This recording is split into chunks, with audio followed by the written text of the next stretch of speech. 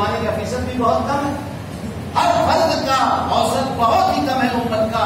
اور امت میرے بھائیوں ہم امید لگائیں بڑی بڑی اور کام کچھ نہ کریں، اس سے میرے بھائی نہیں ہوگا.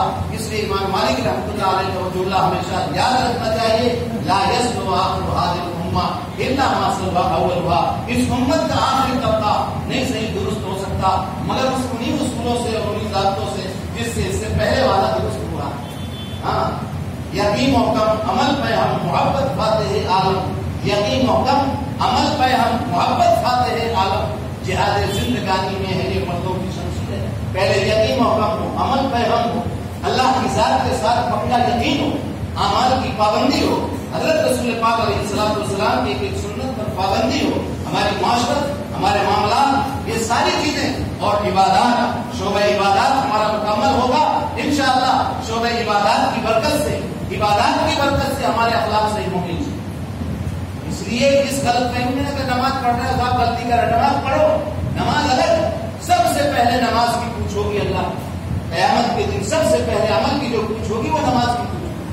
نماز کی اہمیت ہی نہیں ہمارے یہاں، نماز کی کوئی اہمیت نہیں. اور نماز سے دوسری قومیں ڈرتی ہے نماز سے. یہ امت نماز پر آ گئی تو ہمارا بیڑا غرق ہو جائے. میں نے پہلے بھی ایک دفعہ کہا تھا، ایک پڑھا تھا کسی نے بھیجا ہوگا مجھ کو کہ یہودی ڈر رہے ہیں کہ اگر فجر میں جس طرح بھیڑ کی جمعہ میں ہوتی ہے، اگر مسلمان فجر کی بھیڑ اس طرح ہو جائے تو ہمارا فلاں جمعہ یوں ہی ہو جائے. غیر جو نماز کی اہمیت کو سمجھتے ہیں وہ ایک شرط کرتے ہیں بگاڑنے کے لیے. وہ جانتے ہیں نماز کی اہمیت کو، اور ہم اپنی آبادی کے لیے نماز پڑھ رہے ہیں، ہمیں اس کی حقیقت معلوم.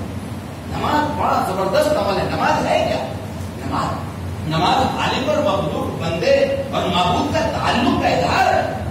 ایک آدمی اتنا گہرا تعلق اس سے پیوست ہو جائے ہر چیز پہ، بالکل پانچوں وقت جو ہے اللہ کی ذات کے ساتھ مگن ہے، اللہ کی بڑائی اور عظمت کو بیان کر رہا ہے، سمیع اللہ لمن حمدہ کہہ رہا ہے، ربنا لک الحمد کہہ رہا ہے، درود شریف پڑھ رہا ہے، تحیات پڑھ رہا ہے، اپنے نبی سے بھی تعلق ہو رہا ہے، اللہ کی ذات سے بھی تعلق، سارے شعبوں سے منسلک ہے اور اپنے رب سے قریب تر ہوتا جا رہا ہے. اور وہ نماز ہمارے معاشرے سے دائر ہو جائے تو اللہ کی نصرت اور اللہ کی مدد کے فیصلے نہیں آ سکتے. صاف ستھری بات. اس لیے میرے بھائی بزرگوں دوستو، یہ ذی الحجہ کا مکمل مہینہ، یہ آدھا مہینہ گزر چکا ماشاءاللہ. یہ ذی الحجہ کی مبارک راتیں عبادت کی راتیں تھیں، نمازوں کی راتیں تھیں، راتوں کو جگنے کی راتیں تھیں، اللہ سے مانگنے کی راتیں تھیں. 9 ذی الحجہ تک روزے کے دن تھے، مبارک دن تھے، جس کا ایک ایک دن ایک ایک سال کے روزے کا ثواب، ایک ایک رات تھا، اور جو ہے لیلۃ القدر کی عبادت کے برابر جس کا ثواب تھا.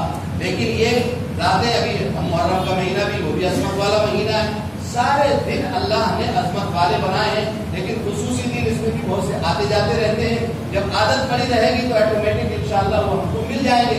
جب عادت ہی نہیں ہوگی تو کیا خاص دن کیا عام دن، سارے دن برابر ہیں. اس لیے کوشش کرو، طے کرو کہ انشاءاللہ اپنے گھروں میں ہم نمازوں کی پابندی کروائیں.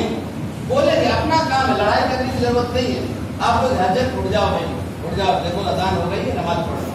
آپ نہیں کرے ڈنڈا لے کر کے کھڑے ہو جاؤ، آپ نہیں نماز پڑھو، دیکھو نماز کا وقت ہو گیا، نماز پڑھ لیجیے سو جائے. کسی کو زیادہ نہیں ہے نماز پڑھو، چلو ٹھیک ہے یہی پڑھ لو، کم سے کم فرض تو ادا کر لو، آپ یہاں پڑھ لو. جماعت مسجد ہے جہاں تو پڑھ لو، پیچھے پڑھ جاؤ ان کے. یہ پیچھے پڑھنا آپ کا انشاءاللہ اللہ کو پیار آئے گا، اللہ کے لیے آپ کریں گے.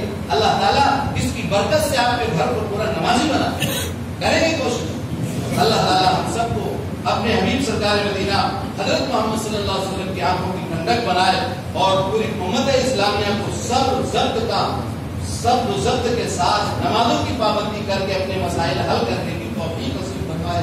وآخر دعوانا ان الحمد للہ رب العالمین.